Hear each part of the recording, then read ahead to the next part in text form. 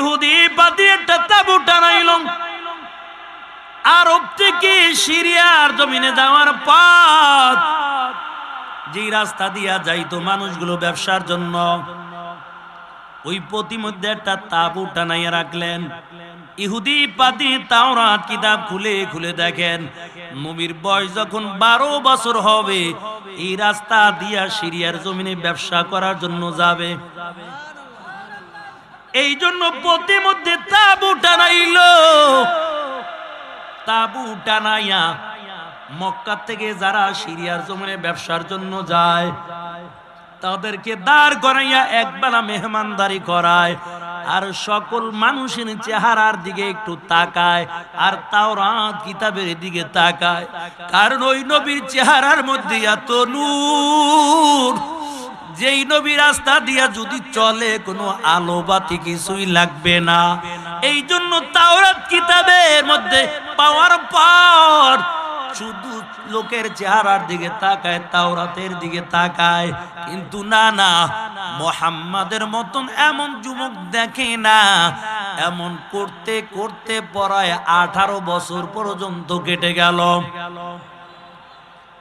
ইহুদি বাদরি চিন্তা করলো, হায় রে, আমি তো বড় গরিব হয়ে গেলাম, কারণ নবীর চেহারা দেখার জন্য এই জায়গায় বসে বসে শুধু মানুষদেরকে মেহমানদারি করি।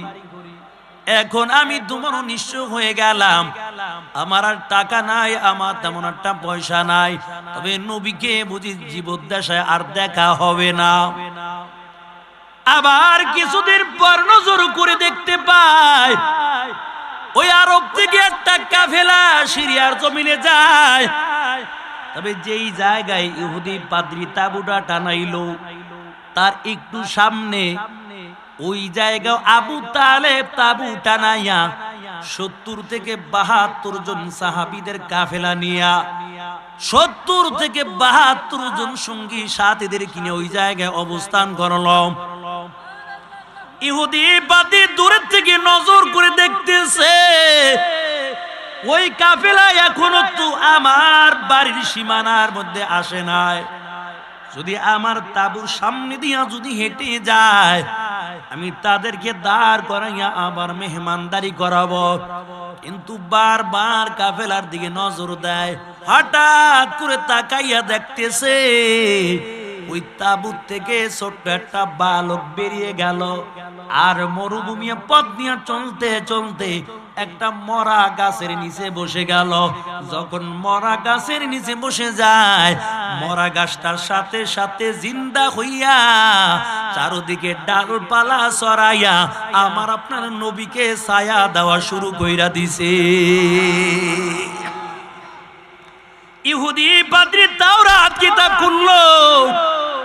তাওরাত কিতাব খোলার পর তাওরাতের মধ্যে দেখে মুহাম্মদ এত সম্মানওয়ালা ব্যক্তি, মায়ার নবী যদি মরা গাছের নিচে বসে যায়, ওই মরা গাছ জিন্দা হয়ে যাবে।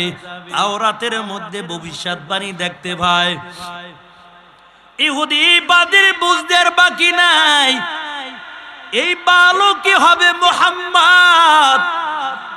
তবে আবার একটু পর নজর দিয়া দেখতেছে, যখন হাঁটতেছে মরুভূমি পথ দিয়ে হাঁটতেছে, নবী যেদিকে যায় আসমানের মেঘগুলো আইসা আমার নবীর মাথার উপর ছায়া দেয়। ইহুদি বাদরি তাওরাত কিতাব খুললো।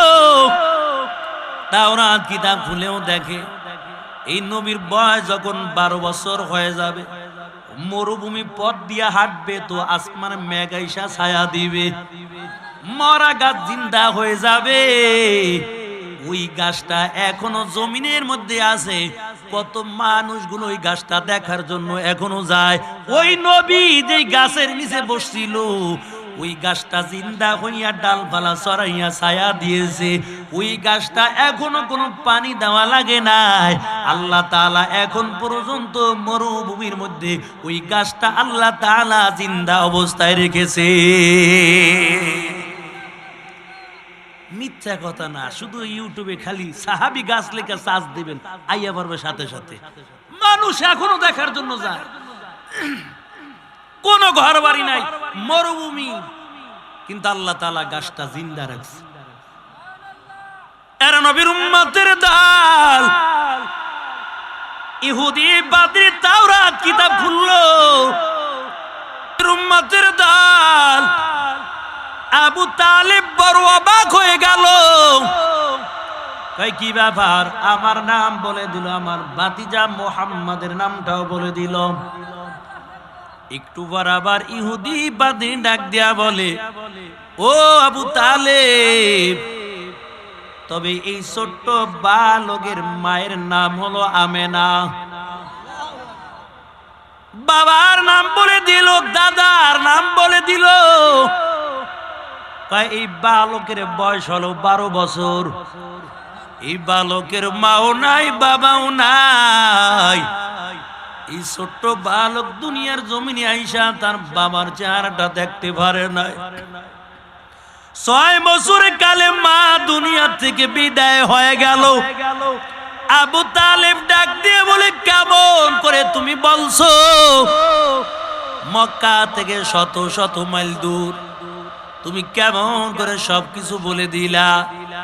ইহুদি বাদরি ডাক দিয়া বলে, আবু তালেব, কাকে তুমি সঙ্গে করে আনছো তোমার খবর নাই। তোমার ঘরের মধ্যে আসমানের তারকা নাজিল হয়ে গেছে, তোমার কোনো খবর নাই। কয়টা আবার তুমি কি বলো? ইহুদি পাদ্রী কয়, আমি বলি না, স্বয়ং আল্লাহ জানাইয়া দিছে।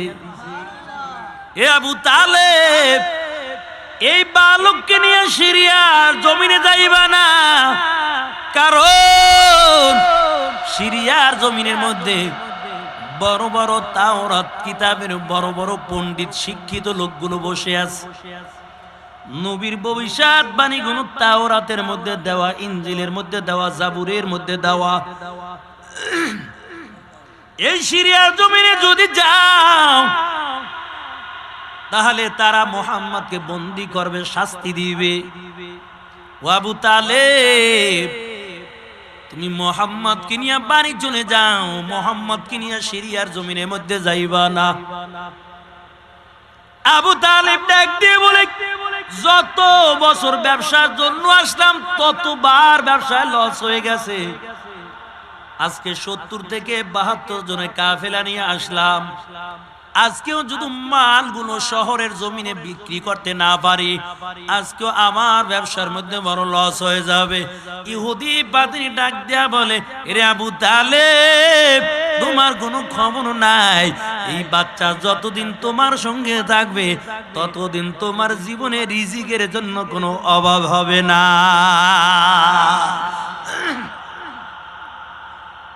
তাড়াতাড়ি মালগুলো প্রতিমধ্যে বিক্রয় করে চলে যাও। মালগুলো প্রতিমধ্যে বিক্রয় করে চলে গেল মক্কার জমিনে।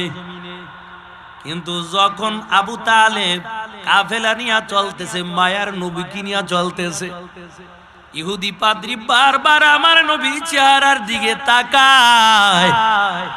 আবু তালেব আস্তে আস্তে করে চোখের আড়াল হয়ে যাইতেছে। আর ইহুদি পাদ্রী আমার নবীকে দেখার জন্য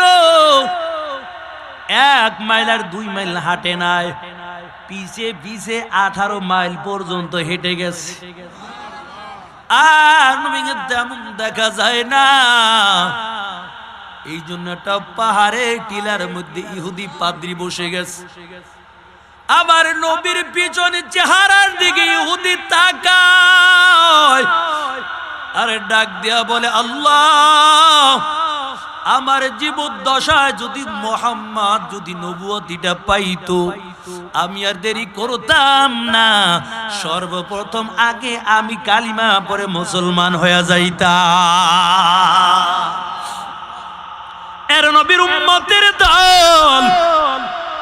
ওই গাছটা এখনো জমিনের মধ্যে আছে, যে গাছের নিচে আমার মায়ার নবী বসে গেছে। এই জন্য কবি বলেন, আজ জমিনে খসকরুয়া নদ গিয়া আসে মারা বেসে তু দারদ নেগা। ওই আল্লাহ শুকনা জমিন থেকে তাজা ঘাস উঠাইয়া দেখায়, আবার 7টা আসমানকে আল্লাহ তাআলা বিনা খুঁটির দ্বারা হেফাজত করছে। কোন একটা খুঁটি নাই, বিনা খুঁটির দ্বারা আল্লাহ তাআলা আসমানটাকে ঝুলাইয়া রাইখা দিছে। ও যুবক, আর মালিকের কি কুদরত দেখতে চাও? আসমান ঝুলাইয়া রাখলো, কত বড় আসমান আল্লাহ বানাইলো। তাই প্রথম আসমান থেকে, জমিন থেকে প্রথম আসমানটা কমপক্ষে 500 বছরের দূরত্বর পথ। প্রথম আসমানটা 500 দূরত্বর পথ। প্রথম আসমান থেকে আবার 500 বছর দূরত্ব একটা খালি ময়দান, খালি জায়গা। আবার দ্বিতীয় আসমানটা 500 বছর দূরত্ব পথের মতন মোটা। আহা, এখান থেকে প্রথম আসমান যত বড়, দ্বিতীয় আসমানটা তত বড় মোটা। চিন্তা করছে। আবার একটা মহাশূন্য খালি জায়গা। আবার তৃতীয় আসমান, আবার একটা 500 বছরের মহাশূন্য একটা খালি জায়গা।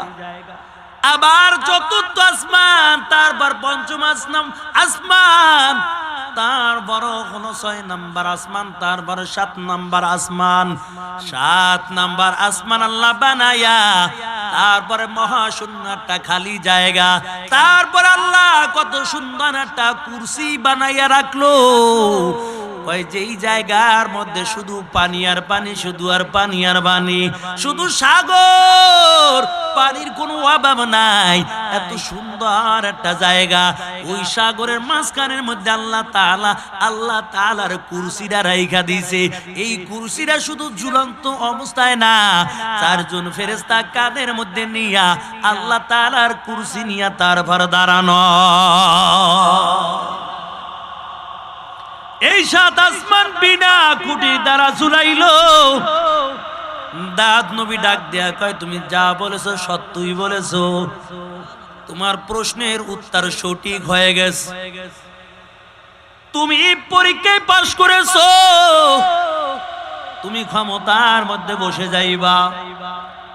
আর ভাইদের মধ্যে কোনো দ্বন্দ্ব নাই, কারণ পরীক্ষার মধ্যে আমরা পাশ করতে পারি নাই। দাউদ নবী দুনিয়া থেকে বিদায় হওয়ার পর সুলাইমান পয়গম্বর ক্ষমতার মধ্যে বসে গেলেন।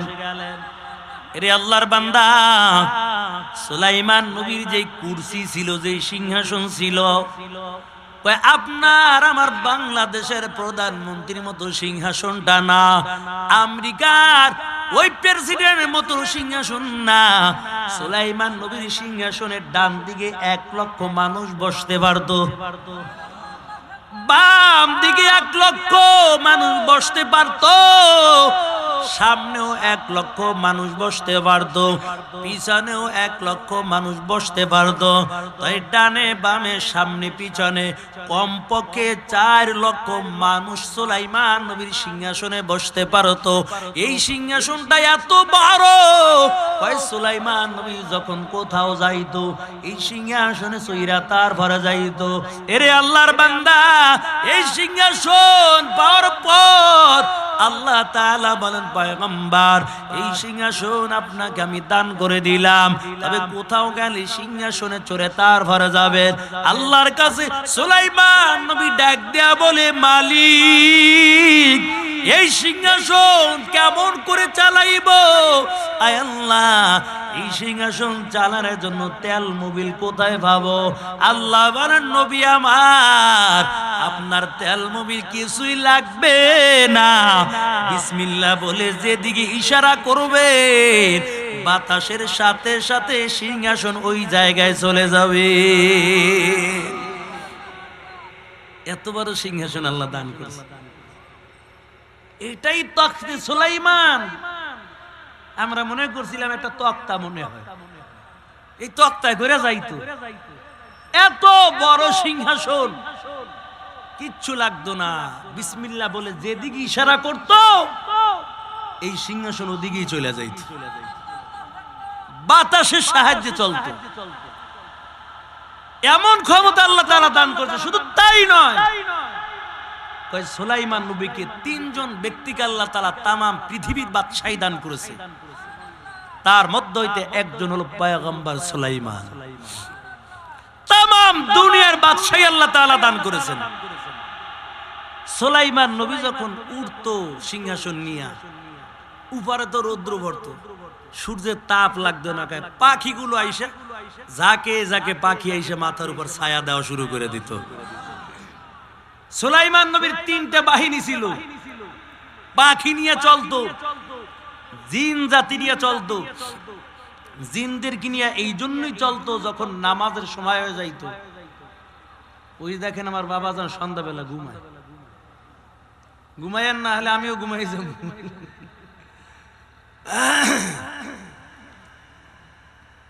জিন জাতিদেরকে নিয়ে এই জন্য চলতো, যখন পানির প্রয়োজন হতো উজু করবে, উজু।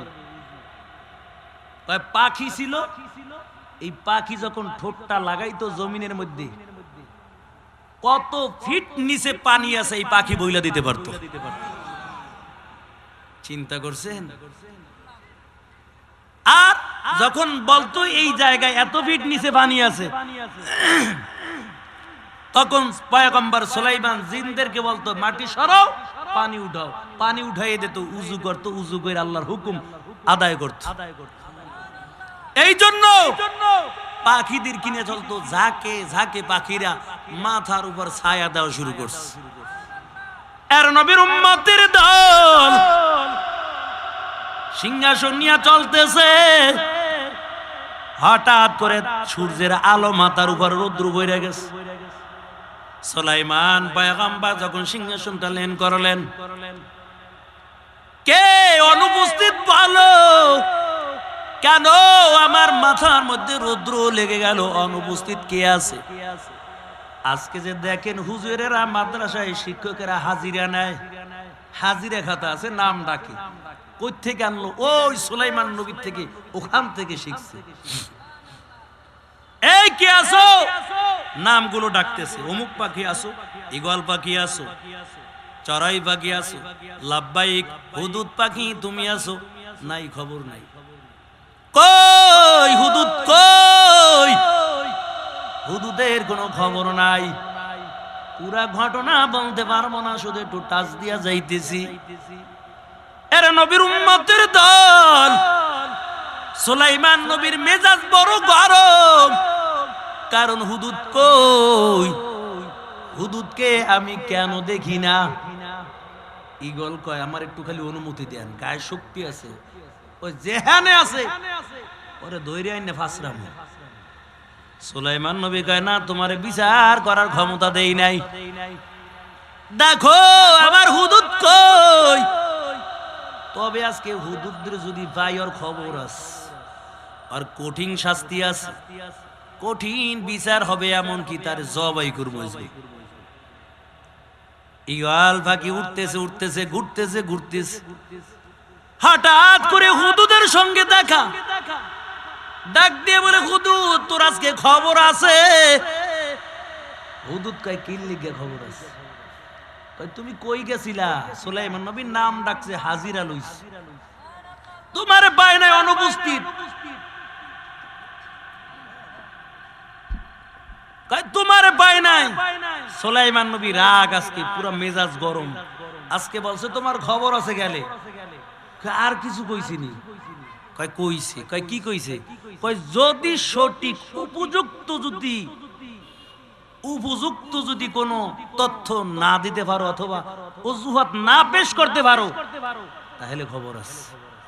আমরা যখন আগে স্কুলে যাইতাম, বলা হয় নাই কইতো, এই তুই আজকে যাও না, আজকে হেডমাস্টার কি হয়েছে জানো? কালকে যাবি তো টেবিলে তাহলে মাথা ঢুকে তোমার বাইরিব।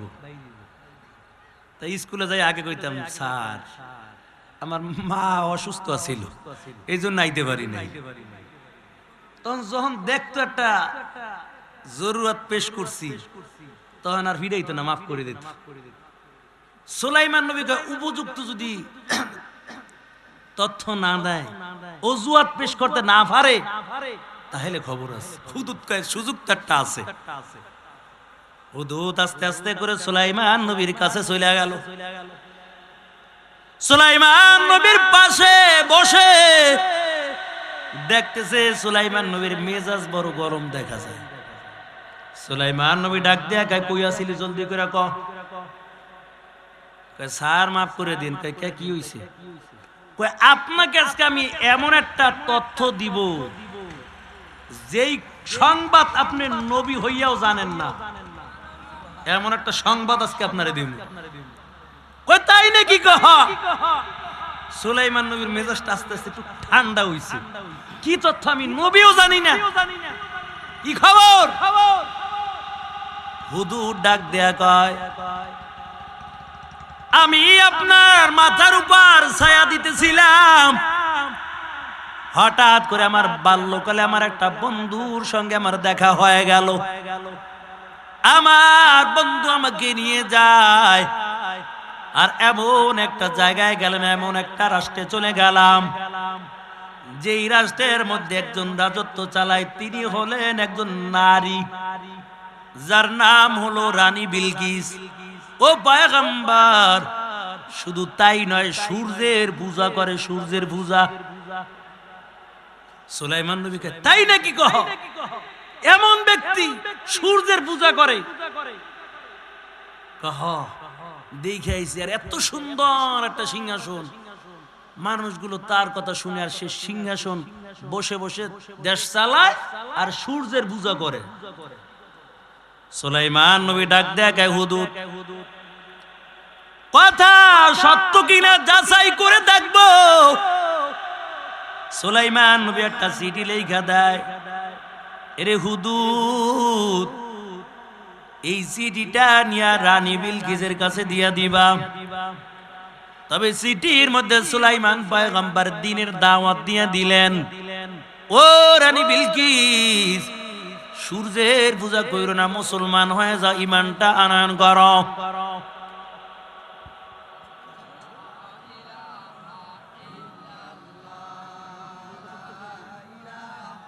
তোমরা একজন এখানে বসা দেখা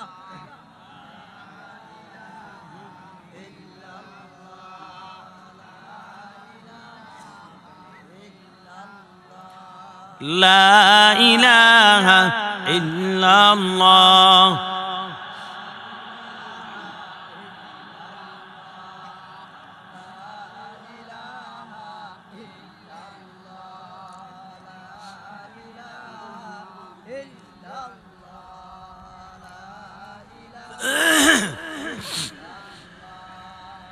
লা ইলাহা ইল্লাল্লাহ লা ইলাহা ইল্লাল্লাহ লা ইলাহা ইল্লাল্লাহ লা ইলাহা ইল্লাল্লাহ মুহাম্মাদুর রাসূলুল্লাহ সাল্লাল্লাহু আলাইহি ওয়াসাল্লাম। এর নবীর উম্মতের দল সুলাইমান নামে একটা চিঠি লেখা পাঠায়, হুদুদ, এই চিঠি নিয়ে রানী বিলকিসের কাছে দিবা। শুধু দিয়া আসবা এমনটা না, দেখবা চিঠি পাইয়া কি হরে, এটা আবার দেখে আসবা। হুদুদ চিঠি নিয়ে গেল। সুলাইমান পয়গম্বর সুন্দর করে চিঠি লেখা দেয়, আর চিঠির মধ্যে আবার সুলাইমান নবীর নামটাও লেখা দিল। চিঠিটা হুদুদ পাখি নিয়ে যায়, চারোদিকে র্যাব বাহিনী, আর্মি বাহিনী, সেনাবাহিনী পাহারা দেয়। কত সুন্দর করে রানী বিলকিস ঘুমাইতেছে, খাস কামরার মধ্যে আরাম করতেছে। এত সুন্দর করে পাহারাদার, ঘরের দরজা বন্ধ, জানালা বন্ধ। হুদুদ পাখি একটা ছোট্ট একটা ছিদ্র দিয়া ঢুইকা চিঠিটা নিয়ে একদম বুকের উপর রেখে দিছে। রানী বিলকিস ঘুমের থেকে জেগে গেল। বড় একটা চিৎকারের আওয়াজ, কে কোথায় আছো? র্যাব বাহিনী, আর্মি বাহিনী তাড়াতাড়ি দৌড়ে গেছে। কি হয়েছে জলদি করে কোন? আগে দেখ ঘরের মধ্যে কে ঢুকছিল। না কেউ তো ঢুকতে পারে নাই। হ্যাঁ ভালো করে দেখ কোন জায়গায় দরজা ভাঙ্গা, নাইলে জানলা ভাঙ্গা। কয় না দরজাও বন্ধ, জানালাও বন্ধ আছে, কোনো সমস্যা নাই। রানী বিলকিস ডাক দিয়া কয় ভালো করে খাটের তলে টলে চেক কর, হয়তো ঢুকছে একজন। কেমনে বুঝলেন? কয় আমার বুকের উপর সিটি রেখে গেল। কয় সিটি খোলেন দেখেন কে রাখছে, কে আপনার কাছে সিটিটা দিল, সিটিটা খুইলা দেখেন। সিটিটা খোলার পর দেখতে পায় পয়গম্বর সুলাইমানের নামটা শুরুতেই সিটির শুরুতেই লেখা। আর পয়গম্বর সুলাইমান রানী বিলকিসকে দিনের জন্য দাওয়াত দিয়েছেন। রানী বিলকিসকে দাওয়াত দিছে, সিটিটা পাইছে, ভাইয়া এখন একটু মন মেজাজ ঠান্ডা হইছে। কয় নামও লেখা দিছে, সিটি কেমনে এই জায়গায় আসলো? তবে যেহেতু সুলাইমান নবী দাওয়াত করছে, সুলাইমানের কাছে যাইবা, এই মন্ত্রী থেকে কয়েকজন পাঠাবো, তোমরা দুইজন যাইবা সুলাইমানের কাছে যাইবা রাজ দরবারে, আমি কিছু হাদিয়া পাঠাবো। দাওয়াত যেহেতু করছে আগে কিছু হাদিয়া পাঠাই, দেখি সুলাইমানের প্রতি টাকা পয়সা আর অর্থ সম্পদের লোভ আছে কিনা পরীক্ষা করবো।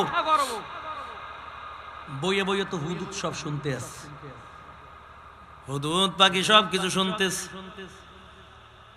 পয়গম্বর সুলাইমানের কাছে এসে বলে দেয়, ও পয়গম্বর সুলাইমান, রানী বিলকিস চিঠিও পাইছে, আপনি যে দিনের দাওয়াত দিয়েছেন তাও চিঠি খুইলা সব কিছু দেখলো। তবে পয়গম্বর রানী বিলকিস বলেছে দুইজন মন্ত্রী পাঠাইবে আর আপনার জন্য কিছু হাদিয়া পাঠাইবে। কি হাদিয়া পাঠাইব? কয় স্বর্ণের টুকরো আপনার জন্য পাঠাইবে। তাই নাকি? কাহা সুলাইমান নবী ডাক দিয়া বলেন, ওজিরের দল, আমার সিংহাসন থেকে 10 কিলো রাস্তা স্বর্ণ দিয়ে ফাঁকা করিয়া দে। রানী বিলকিস আমার পরীক্ষা করবে আমার প্রতি স্বর্ণের লোভ আছে কিনা। এই জিন, জলদি করে এই রাজ সিংহাসন থেকে 10 মাইল রাস্তা স্বর্ণ দিয়ে ফাঁকা কর। জিনদেরকে হুকুম করছে, জিনেরা তো সুলাইমান নবী যা কয় তাই শুনে। বা সুলাইমা দাদে মুলক সরওয়ারি, শুধু মতে খাতে মাসদা ওয়াফরি। একটা মুজিজা দিয়েছে আল্লাহ, এটা থাকার কারণে জিন পরিগুলো সব সুলাইমান নবীর তাবে হয়ে গেছে। এরা নবীর উম্মতের দল। জিনদেরকে ডাক দেয়া কয় জলদি করে রাস্তা ফাঁকা কর, 10 কিলো রাস্তা স্মরণ দিয়ে ফাঁকা করবি।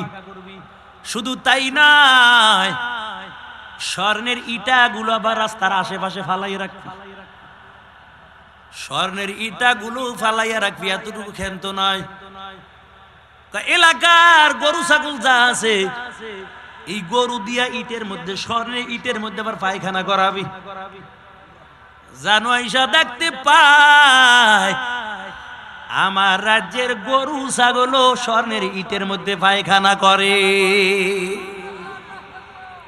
ওদিক থেকে